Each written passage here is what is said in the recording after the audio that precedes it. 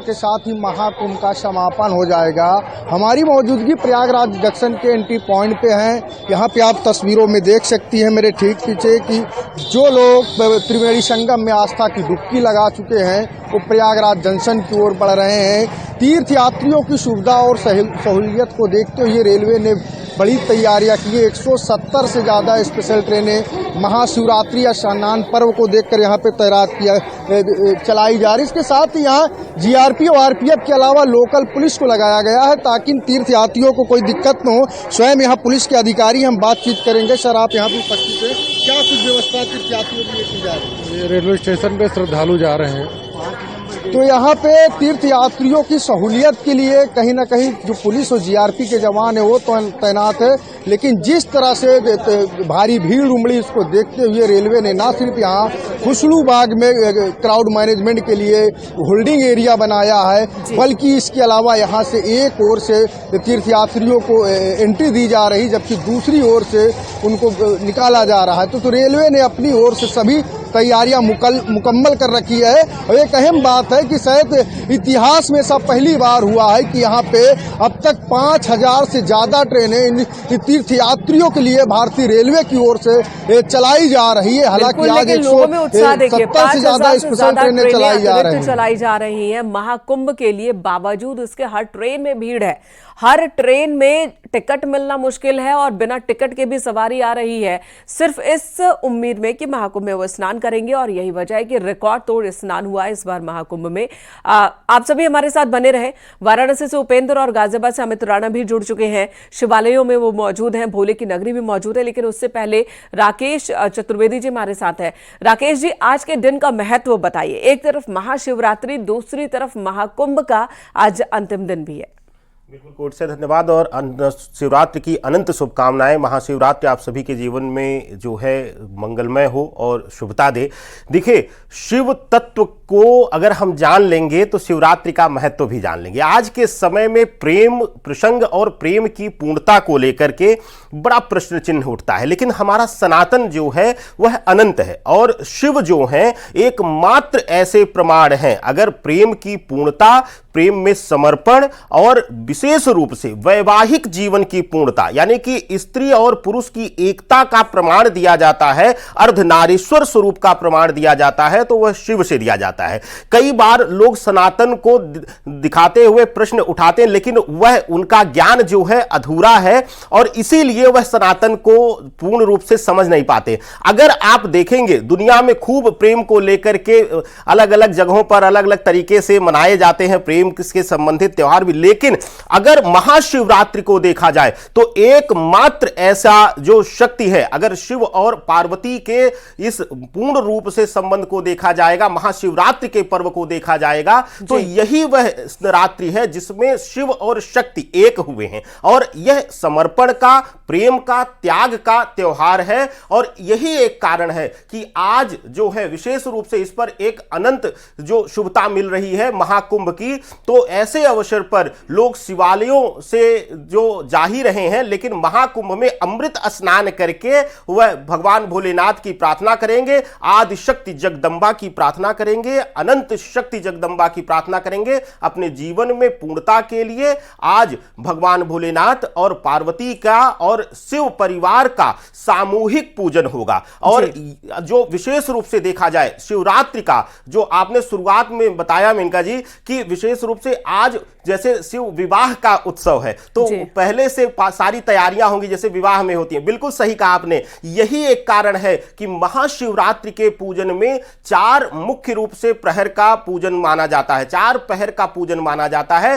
ब्रह्म मुहूर्त में स्नान करके, देव मुहूर्त में स्नान करके लोग आज अपनी पूजा, आस्था, समर्पण को आरंभ करेंगे और अगले दिन प्रातः काल जो है ब्रह्म मुहूर्त में ही स्नान करके इसकी पूर्णता होगी। और ये पूरी पूर्णता प्रक्रिया दी मैं जाएगी। आपसे जानूंगी, हमारे दर्शकों को आप बताइएगा कि आज की पूजा किस तरह से संपन्न की जाती है, किन किन बातों का ख्याल रखा जाना चाहिए।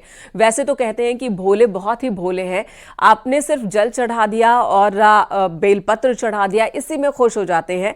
लेकिन आज महाशिवरात्रि है, आज शिव जी का दिन है, आज पार्वती जी का दिन है, उनके सजने संवरने का दिन है और बहुत खास विधि से पूजा अर्चना होती है, तो वो भी आपसे जानेंगे राकेश जी। लेकिन उससे पहले वाराणसी का रुख कर लेते, उपेंद्र हमारे साथ मौजूद है भोले की नगरी से। उपेंद्र, वहां पर शिवालय में भोले की नगरी में क्या माहौल है, किस तरह से भोले के भक्त पहुंच रहे हैं, दिखाइए जरा। बिल्कुल, देखिए मेनका, ये काशी है, काशीपुराधिपति की काशी है, तो आज शिवरात्रि सबसे बड़ा दिन है, तो आज यहाँ का कंकर कंकर शंकर बोल रहा है। खास बात यह है कि आज 4 बड़े आयोजन हैं। एक तो शिवरात्रि है, तो आप ये देख लीजिए आस्था का समंदर इस वक्त काशी में हिलोरे मार रहा है। तो दूसरी ओर कुछ ही देर बाद आपको सामने से नागा साधुओं की पेशवाई भी चूंकि आज निकलनी है, सभी नागा साधुओं की पेशवाई, सभी साधु संतों के अखाड़ों की पेशवाई निकलनी है। तो फिलहाल आप ये देखिए रूट खाली कराया जा रहा है, क्योंकि बैरिकेटिंग के इधर आम श्रद्धालु हैं। तो आप कुछ ही देर में आपको यहाँ पर नागा साधुओं की पेशवाई भी दिखाई देगी। 6 बजे से 9 बजे तक यहाँ पर नागा साधुओं की पेशवाई होगी, अखाड़ों संतों की पेशवाई होगी। नागा साधु संत यहाँ पर दर्शन करने के लिए विश्वनाथ मंदिर जाएंगे। तो अब कुछ ही देर बाद आपको वो आस्था का, वो सनातन का विहंगम नजारा भी दिखाई देगा। उससे पहले आप ये देखिए, सुबह से ही भोर में 3:15 बजे के बाद जैसे ही मंगला आरती हुई, उसके बाद से श्रद्धालु कतारबद्ध होके अपने हाजिरी का जल चढ़ाने के लिए बाबा खड़े। कहाँ से आए? हम कर्नाटक से। आनंद आ रहा है? आनंद आ रहा है। बहुत हर हर महादेव। इस वक्त यहाँ पर आपको एक जगह 4 कतार, हर हर महादेव, हर हर महादेव, हर हर महादेव सुनाई दे रहा है। आज लगातार चाहे कोई भी, आज चारों पहर की जो आरती है, उस आरती के दौरान भी दर्शन नहीं रुकेंगे। कहाँ से आई आप? बंगाल से। बंगाल से। कुंभ नहाल के आवल हुआ क्या? बनारस? यस। नहा ले हुआ? हाँ। दर्शन हॉल करके लगा? हाँ। देर से लगा हुआ लाइन में? आप 1 घंटा से। 1 घंटा से कोई दिक्कत परेशानी? कोई नहीं। नहीं। कोई दिक्कत नहीं है। दिक्कत तो चाची कोई भजन सुना था शिव के? भजन तो नहीं। बाबा के भजन सुना था? तो देखिए, 1 घंटा से ज्यादा का वक्त हो गया है, अभी कतार में खड़ी है, अपनी बारी का इंतजार कर रही हैं। और जैसा कि दिख रहा है कि अभी ये बाजार वाले इलाके में ही है, यानी कि अभी मंदिर के प्रांगण तक पहुंचने में देरी है। मंदिर प्रांगण में पहुंचने के बाद भी मंदिर तक पहुंचने में वक्त लगेगा, लेकिन उत्साह सबका बहुत ज्यादा है। गाजियाबाद से अमित राणा भी हमारे साथ मौजूद है। अमित, आपके पास आती हूँ, वहां पर भी सुबह से ही पूजा अर्चना चल रही है लगातार, जो आप तस्वीरें भेज रहे हैं, हम अपने दर्शकों को दिखा भी रहे हैं। दिखाइए कि इसमें क्या इंतजाम किए गए हैं, किस तरह से पूजा अर्चना कर रहे हैं सभी श्रद्धालु। गाजियाबाद के प्राचीन द्विसाथ मठ मंदिर में, और इस मंदिर की मान्यता है कि यहाँ स्वयंभू शिवलिंग मिलते हैं, जिसके चलते न सिर्फ गाजियाबाद बल्कि आसपास के इलाकों से भी भक्त यहाँ आते हैं अपने इष्ट देव की पूजा अर्चना करने के लिए। कुछ भक्त मेरे साथ हैं, आप देख सकते हैं कि जल ही उन्होंने हाथ में लिया हुआ है, चंदन लिया हुआ है। कब से लाइन में लगे हुए हैं? 2.5 घंटा हो गया। 2 घंटा हो गया। अच्छा, किस तरीके से अपने इष्ट देव की पूजा अर्चना करेंगे? मम्मी ने सतनचा दिया है, और पान, इसमें थोड़ा सा गेहूँ है, जौ है, काली मिर्च है, गंगा जल है। रात में ऑफिस करके नोएडा से सीधा यहीं आ रहे हैं। अच्छा, ऑफिस के बाद सीधा यहीं पर आ रहे हैं। आपको बताना चाहूंगा मेनका कि भगवान शिव को भोलेनाथ भी कहा जाता है। महज जल भी अगर आप उनको चढ़ाते हैं तो आपकी तमाम मनोकामनाओं को पूर्ण करते हैं, और जहां तक भी आपकी नजर जाएगी वहां तक एक लंबी कतार आपको भक्त नजर आने वाली है। कुछ और भक्त मेरे साथ हैं, उनसे जानेंगे और बात करेंगे। मैं आपसे जानना चाहूंगा, किस तरीके से अपने भोले देव की पूजा अर्चना करेंगे आप? नॉर्मली जैसे सभी लोग जल चढ़ाते हैं उसी प्रकार हम भी चढ़ाएं। शिवरात्रि का महत्व और भी ज्यादा बढ़ जाता है। अब तो देखो, कुछ कमेंट नहीं कर सकते। कुछ और भी भक्त हैं, उनसे भी जान लेते हैं और बात कर लेते हैं कि किस तरीके से वो भोलेनाथ की पूजा अर्चना के लिए करेंगे, और देखेंगे। मैं देख रहा हूँ आपके पास भांग, धतूरा सब कुछ लेकर चल रहे हैं भगवान भोलेनाथ को चढ़ाने के लिए, उनको समर्पित करने के लिए। अच्छा, मान्यता क्या है इस मंदिर की? मान्यता जी, मेरे को तो शायद पूरा नहीं पता। ये स्थापना कहते हैं कि रावण के स्वयं की हुई है। जी, आपको बताना चाहूंगा मेनका, जिस मंदिर में हम खड़े हैं, मंदिर की तस्वीर में दिखाऊंगा आपको। इस मंदिर की मान्यता है कि स्वयंभू शिवलिंग यहाँ निकली थी, और यहीं से एक सुरंग निकलती थी जो कि नोएडा के बिसरक गांव में निकलती थी। बिसरक वही गांव है जहां का रावण को निवासी बताया था। रावण और उनके पिता विश्वेश्वरा यहाँ पूजा अर्चना करने के लिए आया करते थे। यही कारण भी है कि मंदिर में जो श्रद्धालु आते हैं, आसपास के इलाके से भी यहाँ आते हैं। और अब तक की अगर मैं बात करूँ, रात 12 बजे से यहाँ लंबी लंबी कतारें भक्तों की लगी हुई हैं और लाखों जो श्रद्धालु हैं अब तक दर्शन कर चुके हैं। और ये कयास लगाए जा रहे हैं कि सुबह से लेकर शाम तक तकरीबन 8 से 10 लाख श्रद्धालु होंगे जो कि अपने इष्ट देव की यहाँ पूजा अर्चना करेंगे। अलग अलग तरीके से करेंगे, कोई जल लेकर आता है तो कोई गंगा जल लेकर आता है, तो कोई दूध, कोई फूल पत्ती आदि चढ़ाकर अपने इष्ट देव की पूजा अर्चना करता है, उनसे अपनी मनोकामनाएं मांगता है। और भगवान भोलेनाथ सब हम लोगों की मनोकामनाएं भी पूर्ण करते हैं। तस्वीर देखने को मिल रही है। अब राकेश जी आपके पास आ रही हूँ। भगवान भोलेनाथ बस मन से अगर उनका आप स्मरण कर ले, मन से ही पूजा कर ले, तो कहते हैं कि वो सबकी सुन लेते हैं और जो न कहे उनकी भी सुन लेते हैं। आज के दिन पूजा अर्चना के दौरान किन बातों का विशेष ध्यान रखना चाहिए? देखिए, बिल्कुल सही कहा मेनका जी। भगवान भोलेनाथ के लिए कहा जाता है कि इन्हें समर्पण चाहिए, इन्हें श्रद्धा चाहिए, यानी कि आपके अंदर जो है वह इनके प्रति विश्वास हो, इनके प्रति समर्पण हो, यही इनको पूर्ण कर देता है, यानी कि इनकी भक्ति को पूर्ण कर देता है। देखिए, भगवान भोलेनाथ के अगर शिव परिवार को आप देखेंगे तो इस संसार में अद्भुत रूप से आपको ज्ञान होगा कि कैसे भोलेनाथ सृष्टि की संरचना को बैलेंस करते हैं। अब कार्तिकेय जी को देखेंगे तो वहां पर उनकी सवारी मोर है और शिव के गले में सर्प है, नागवासुकी हैं, और दोनों एक दूसरे के शत्रु हैं।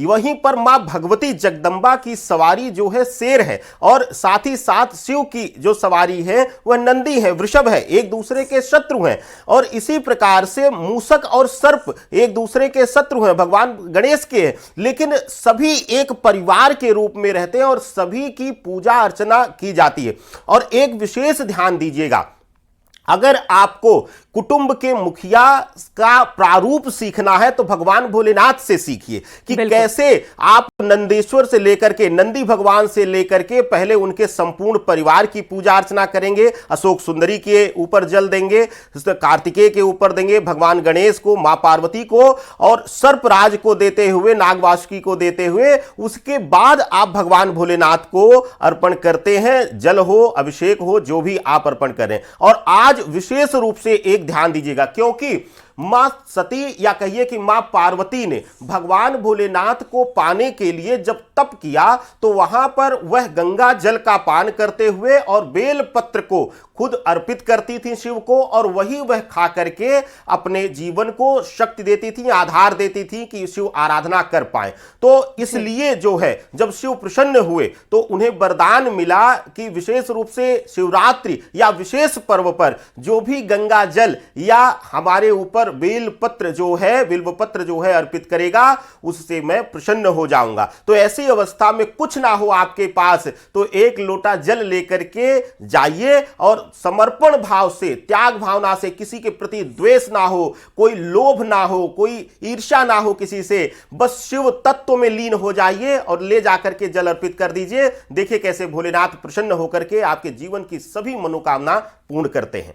बहुत सारे लोगों के मन में यह सवाल होता है कि आज तो शादी है, महाविवाह है, तो सुबह जाए मंदिर या फिर रात में जाए या दोनों पहर जाए? जो लोग जॉब में हैं, जो एक वक्त ही जा सकते हैं, तो वो कब जाए?